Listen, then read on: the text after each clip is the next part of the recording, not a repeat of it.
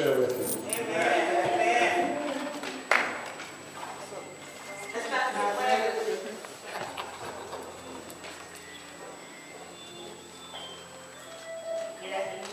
Good afternoon. Stand up. They want to see you. No, they call Brother Whitner drama down. Brother Whitner He used to sit on his down. knee, I understand. He was so little. Well, my name is Brandon, of course. I've been playing for 15 years.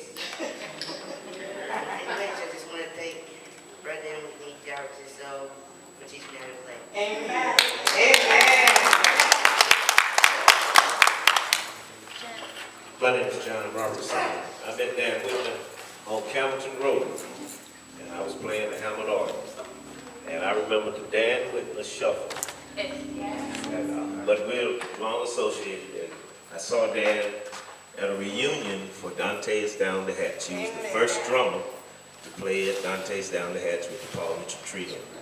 And we were all together. And he was just so happy, and he looked so good. Yes. And I always remember Dan Whitner. Amen. Can we have Yeah, I was at the 43rd anniversary, sitting at the table with Brother Dan, John, all the brothers, and my name's Alan Murphy, and I'm a good friend of Brother Dan.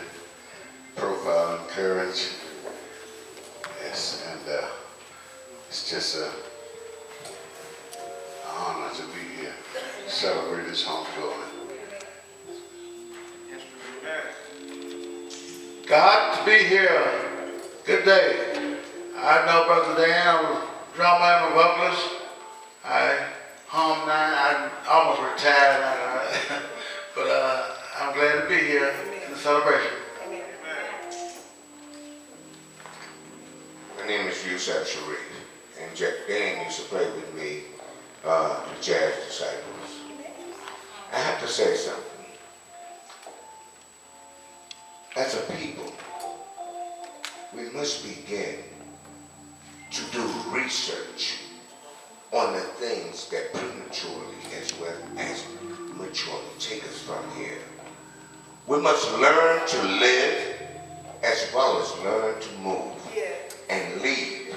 But we must do the study work in order to understand the things that plague us mentally, emotionally, and spiritually, and we will become disciples of God. Well, I was in Stanford earlier, but my name is Jared Ward again. Like I said, Dan and my father played together, and I played the trumpet, and he would be very missed too. And so thank you for allowing me to share my love with you all. My name is Abiodun Akindele. I'm from Nigeria. I met Dan Whitner through graduation because it is my instructor. So when I started learning to play saxophone, so he always take me to downtown, like a jam session. So that's how I met him. And also at the Zanzibar, he always called me every Sunday to come to jam session. So I met Mr. Whitner down there, and when I go there, I get nervous to get on stage. So I can remember when Dan Whitner walked and came up to me, he said, Akim, what you gonna play? And I was busy drinking. So I said, I don't know. He said, no, come on up, because I saw you been at the bar all this time. I said, okay, I'm gonna play Summertime. So he played Summertime and I went on stage and played. So that's when he told me that that's the first memory that came to me when he came to the bar and told me to come play. And I really appreciate it. I kind of don't feel honored up here because I'm not worthy of all these people up here. If all of us are here, there's nobody around town playing any music anywhere. I met Dan Whitner about 20 years ago. The biggest gig I remember about Dan, he always said, Dan, I was always working, man, how's the gig gonna go? He said, don't worry, man, it's gonna be the best gig we ever played. And he said that before every gig we ever played. So that's why I always remember that positive heart and that positive spirit. My name is Al Smith, and I was honored to be a part of this family. Good afternoon. Good afternoon.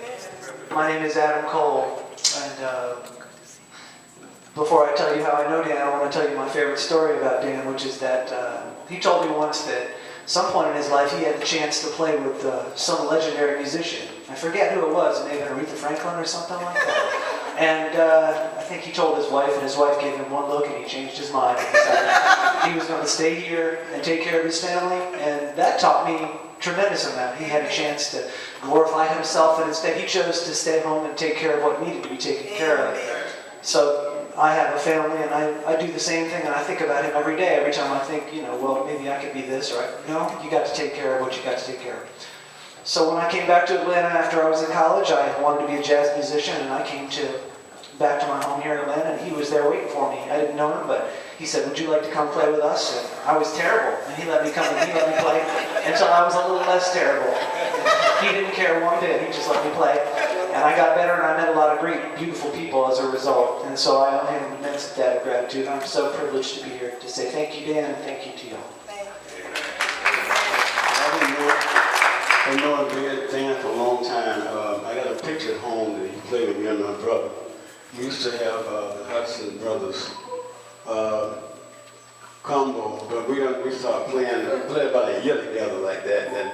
And then he said it was us sometime. I got a picture at home with him. And if the sister wanted to have one made for her of him playing with us. But I'll play with just about everybody here. And all of them know that Dan, very reverent. He always, he never had nothing bad to say about another musician. He never used any kind of strong drinks and nothing like that. Never seen him smoke. He lived healthily, and so I got a chance to play with her. I got 2 years with her. All right. I played with her all the time. And my students I taught in Craddock School, elementary. And I got a chance to play with him about 2 years too. Okay. And he was one of my students also. Okay, so you play here about it. Okay, all right. So I played with him, all these people that I played with before. And I'm glad they were here. Send him off. We wish he was here to really see himself sent off like that, but we know that he's up there somewhere and he's listening. He's up there with my brother too. My brother's up there with him. Amen. So, my brother is David Hudson. Amen. Okay, all right. My name is Tommy Macon, and I met Dan years ago when I was young at high school. And I'll never forget it because I try to pride myself on being on the gig on time. But Dan had a problem getting to the gig one night.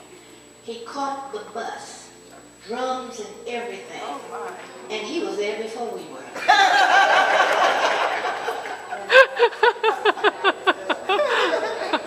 I'm Nancy Gerber, a vocalist, and many years ago when I first moved to Atlanta, along with a small group of people, we got at least for a few years, Atlanta Jazz Society rolling.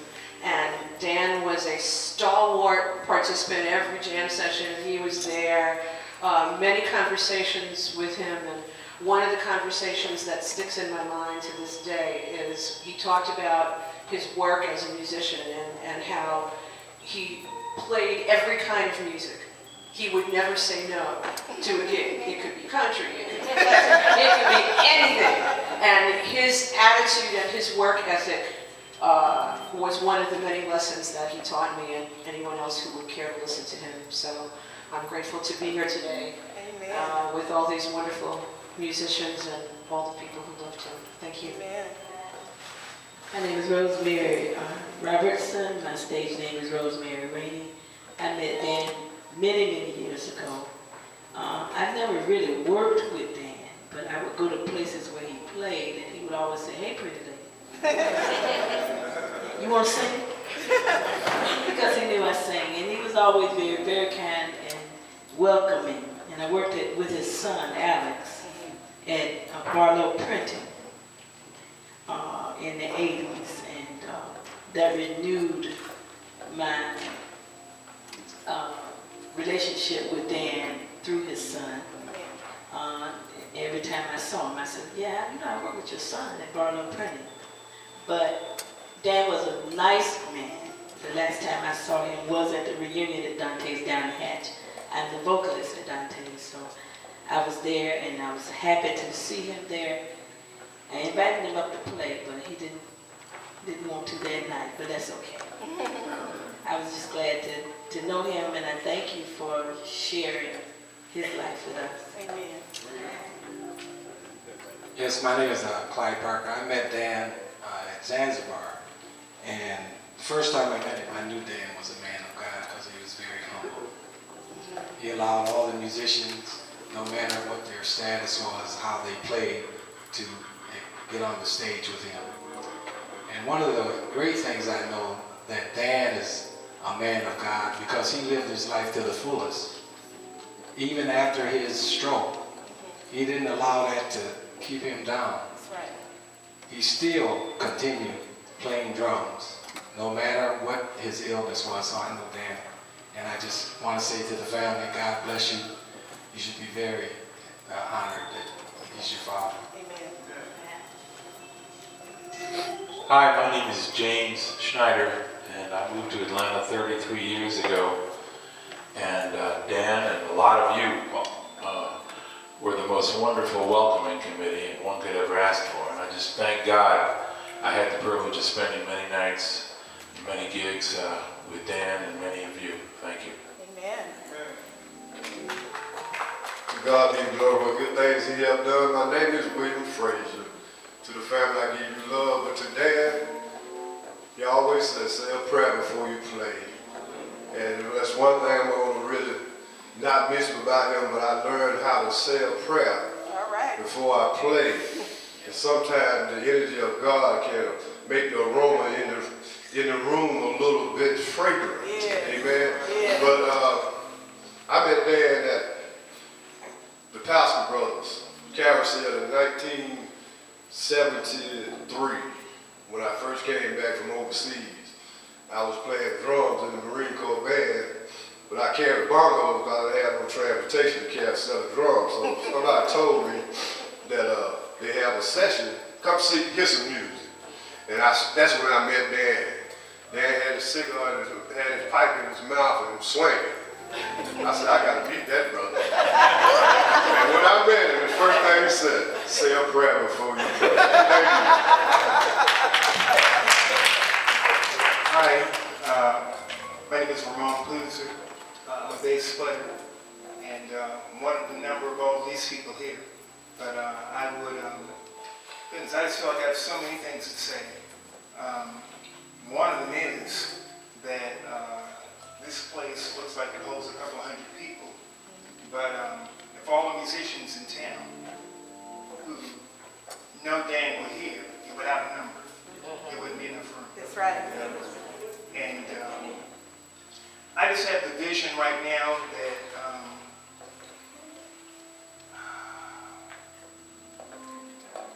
really gets me of him opening his eyes in heaven and singing.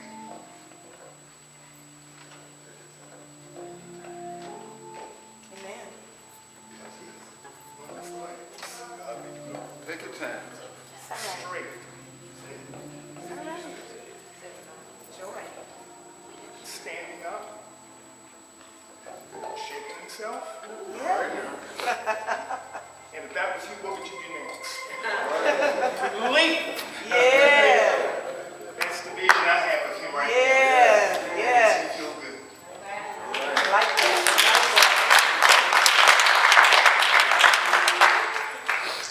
Oh yes, I just want to say, Dan and I grew up together on Courier Street. He stayed across from where my B stayed. So what we would do is, my B had her tubs, pots, pans, whatever. And I had the front room my B had, we made like a jam room. We had boxes or whatever, you know. And he always have told me, Dan Dan taught me a whole lot. He said, whatever you do, do it and do it good. And he said,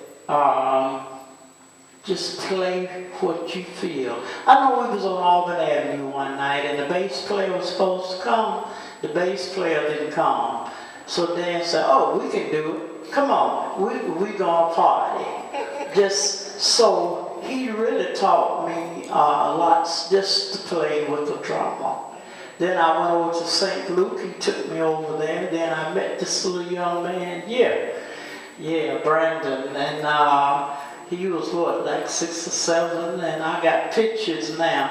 And Mr. Brett, I remember when Brett was real young.